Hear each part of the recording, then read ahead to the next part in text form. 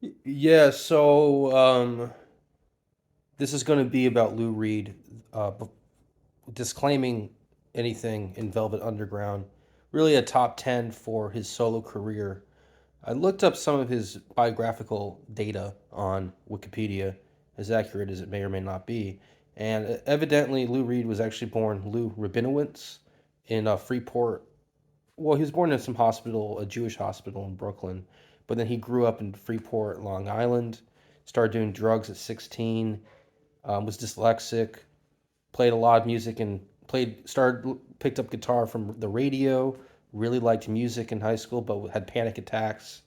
Wasn't so he wasn't like popular, I guess. And he was, I kind of they say like, like withdrawn somewhat, like a loner. And I guess when he went to college at Syracuse, also in New York State, Syracuse University, he met the first great person in his life, Delmore Schwartz, who was a poet and professor that taught him how to write with simple language and in short bursts. Well, bursts, I mean, shorter poems, shorter passages. And this guy, Delmore Schwartz, did not have the best life. He died fairly, and then like in his like as a middle-aged man, he was a severe alcoholic, I believe. And beyond that, Lou was Jewish, and his dad was, I think, an accountant. But he said that he is quoted as saying that God, rock and roll was his real God. And apparently, he just was a real hardcore New Yorker his whole life. And if you know anything about Lou Reed, you know that he's obsessed with New York. He eats, drinks, sweats, and breathes New York, and he shits and pisses it too. And I think a top 10 video is necessary. I'm not in any context that has anything to do with Lou Reed at all. I'm on a couch in California, but I lived in Brooklyn, and I can relate to the music somewhat. Not always as much as you know. Some of it's pretty out there, but a lot of it is very somehow relatable. And I think the expressive value in Reed's writing is sort of universally appealing. Uh, he was trying to be a journalist, and then after college, he worked at a record. Before this is before Velvet Underground, worked at a record company called Pickwick, and they specialized in sound alike records, which are records that try to imitate other styles and subgenre sounds. And it would be an interesting place as a session musician to develop and really figure out how to be like a musician and have sort of a repertoire or an assembly of technique that can be cast at will. And I think that shines through in the Velvet Underground because his confidence and attitude and his simplistic songwriting capability really has this like general, not generic, but has a generally impressive sort of connotation to it, as though he kind of be anywhere at once. And I don't think he was the greatest musician, but I think he understood music very broadly, and he would have picked that up throughout his life, but especially at Pickwick Records. That's my guess. I would have to learn more about that time in his uh, youth. And then, of course, Velvet Underground's a whole thing. I could do a video on them, probably will. Um, in fact, I might do it right after this. Anyway, top 10 Lou Reed songs. Well, the career Lou Reed had was rocky. And he got out of the Velvet Underground and he came out with Walk on the Wild Side. Oh no, sorry, Transformer, which has certain songs on it, including Walk on the Wild Side. And Transformer album is like a high watermark for like avant-garde rock and roll. And I think Satellite of Love is one of the best songs on that album. Perfect Day. So those two one of them is going to be in the top 10. I think at number 10, I would go with Perfect Day. I think Perfect Day is a really a really graceful song, still fairly early in his career, um, and it just sort of smacks of honesty. So Perfect Day at number 10. Number 9, let's do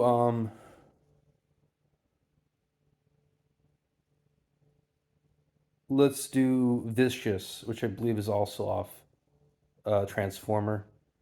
And Vicious is a fun song that seems more so like a song he would have done with Velvet Underground, but he also released it on Transformer. And Vicious is a track that's catchy, but it's not too long in the tooth. It doesn't get too long in the tooth, and it reminds me of Alice Cooper's Poison, but it's probably written way earlier, and it is a more sophisticated topic than whatever the fuck Poison was about. So Lou Reed's Vicious at number 9. At number 8, I would have to do Kill Your Sons. I think this is a very fascinating song. It seems like it could be about the Vietnam War, but if you look into the biographical data, it's more likely about his experience with electroconvulsive therapy as a teenager. I think as a teenager, when his parents still had custody, and he guardianship, and he believed that it was to eradicate his homosexual tendencies. And the song is about the nasty brain damage effects that that anyone gets from electroconvulsive therapy. I don't know why they call it therapy, but it's electric shock treatment, right? And so, Kill Your Sons. It doesn't seem like it would be about that. It seems like it could be about Vietnam. So it was actually a really interesting sneak that he did. And I think at what number 8, it's a really standout track in his whole catalog. No, okay, no, number 7. Number 7, uh, I'll go with Satellite of Love. I think Satellite of Love is one of the most elegant songs he's ever written, and perhaps the most honest song he's ever written. It's a song about, from what I can tell, it's a song about him sort of being content with despondency and feeling, inadequate as a sexual performer, as a romantic partner, as a socialite. He's sort of inadequate, and he doesn't trust this woman in his life, and probably nor should he, right? And knowing how he lives, but it's a song that furthermore typifies the ability for some of a songwriter to just sort of shoot out how he feels exactly without really delving into pretension. And it's one of the least pretentious songs. It's kind of got funny lyrics, and yet they're a little odd, but they work.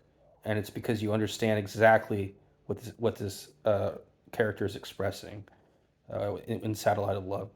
I mean, it goes and talks about Mars and parking cars on Mars, like the kinds of science fiction ramblings that you would think of even while you're being cheated on. Just like that weird, like, you're not even really like that emotionally tied to it. You're still musing about science fiction or fantasy, like you're still in your head.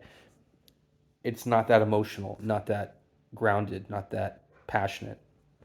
And Satellite of Love is really a song about surrendering to the process of life that, that kind of fucks with people and throws them under the bus over and over again. Satellite of Love is a very dark song, but it's a kind of a Zen song as well. Anyway, is that number 7? Number 6, I would say uh, Think It Over is real good. Think It Over is a song that's got a really like tender. It's got a really tender expression to it. Its cadences are funny, sort of slow. The phrasing is definitely slow, and the music is far and away one of the better. Uh, Sorry, I'm interrupted for a second. The music is far and away one of the more.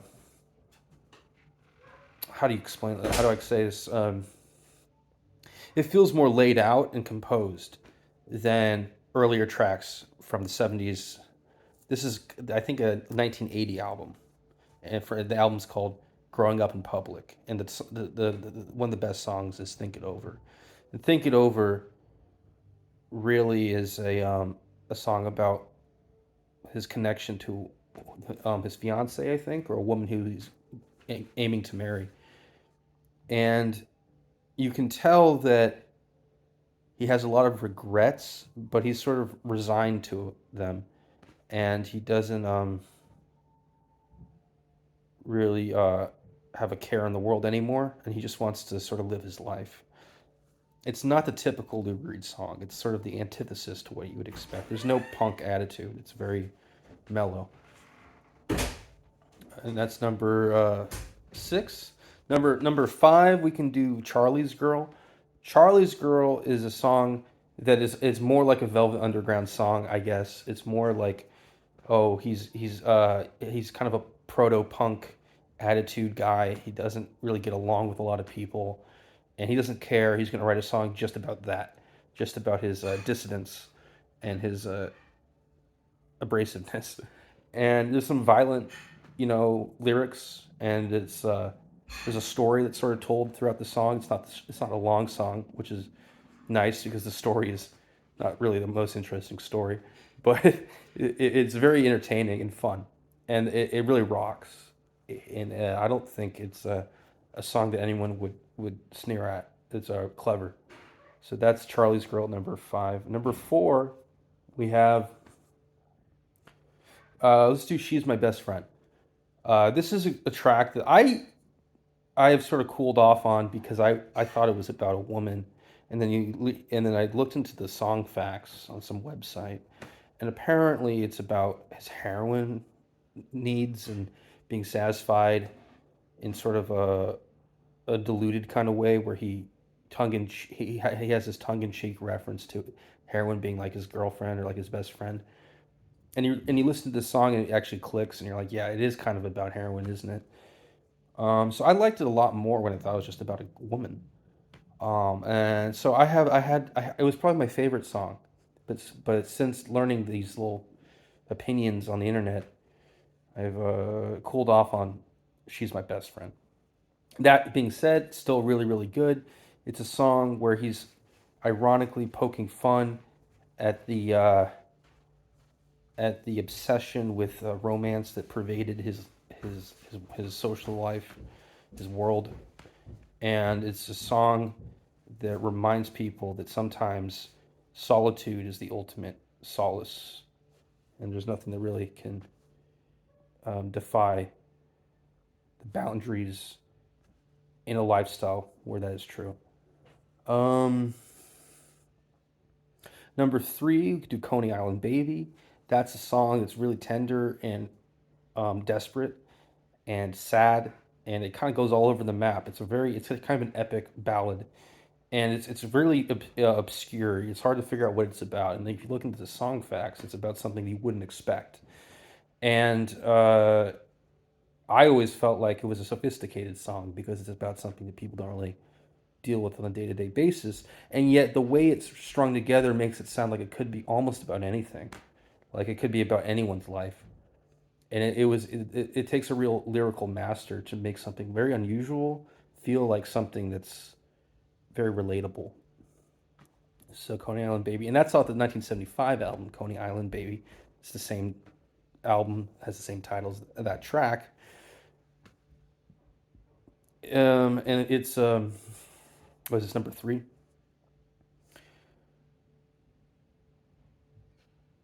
It's a song that is especially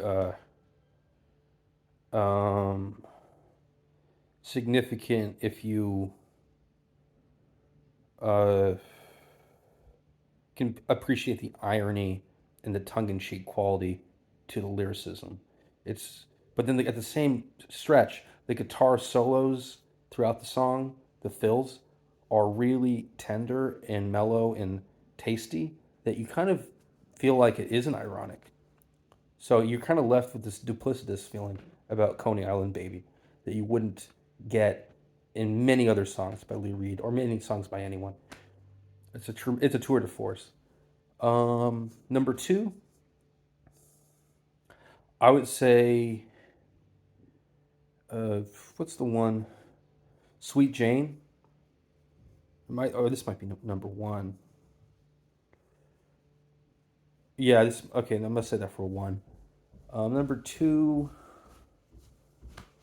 is uh is Walk on the Wild Side. I think that song is one of the tracks that really um, represents Lou Reed's career and everything about it. It's got all these bells and whistles. It's a very strange song, very unusual episode in perhaps Lou's early life, whatever his 30s, 20s. Um, but the tongue in cheek aspect is really powerful, and it makes you feel like uh, there's a whole category of experience that is kind of like lurking away from everyday life. And it's a very intelligently written song. It feels and performed. It feels like a song where he's trying to tell you something, but you don't really want to know what he's telling you. But you can tell that there's a lot of information, and the intrigue is really high. So I think it's a song that kind of captures a lot of the Lou Reed career in one go. Walking the Wild Side. Number one, it would be Sweet Jane off the Rock and Roll Animal album, which is released I think after Transformer in the early '70s. And as far as I can recollect, that track is a cover of an original Velvet Underground song from Loaded, and they're both good. The Loaded one is briefer, but the Sweet Jane one has incredible guitar work. And I don't remember the guitarists he employs on his albums, but they're not like regulars. They kind of inconsistent session musicians. And on Sweet Jane, there's this like Fourth of July firework quality to the guitar playing. It's really unexpected. And the song isn't even about like a conventional topic. The theme is really sort of unconventional and starkly sort of odd. But then the guitar playing is just so good. Sort of like on the track Coney Island Baby from 1975, Coney Island Baby. So the guitar playing, I think, is what sells me. It sells it to me. Whereas on Walk on the Wild Side, the guitar playing is not what sells it to me. It's more the humor and the lyrics and the colored girls go singing and then they start singing do do do do do and you're like, what is going on? This is hilarious. That's the kind of thing that kind of encapsulates the personality in Lou Reed that people kind of don't capture very well when they discuss him. And so that's number one. I want to give an honorable mention to not the Blue Mask or Berlin. I don't know what it was, but there are some albums he did later on that sound really crazy, and it's almost like a concept album. It's almost like a rock opera. It just sort of feels like really heavy and unusual and intense. And his later career is not as bad as people chalk it up to be. I think looking back as a retrospective, right? Those '90s, late '80s, um, you know, works are kind of a piece de la resistance, and they really show you how mature an artist can get in his own self irony. So yeah, number one is Sweet Jane off Rock and Roll Animal. Number two, Walk on the Wild Side off Transformer, and then watch the video to see the remember if you want to know the rest. I uh I don't listen to that much Lou Reed anymore, but when I was in my early 20s, I listened to it a heck of a lot. And I think there's always something to discover in his discography. So there's something to disco in the catalog. So, Sayonara, um, Sayonara, have a good day. And remember joy, not just truth, because remembering truth isn't enough sometimes. And yeah, RIP Lou Reed. I should have made this video 10 years ago.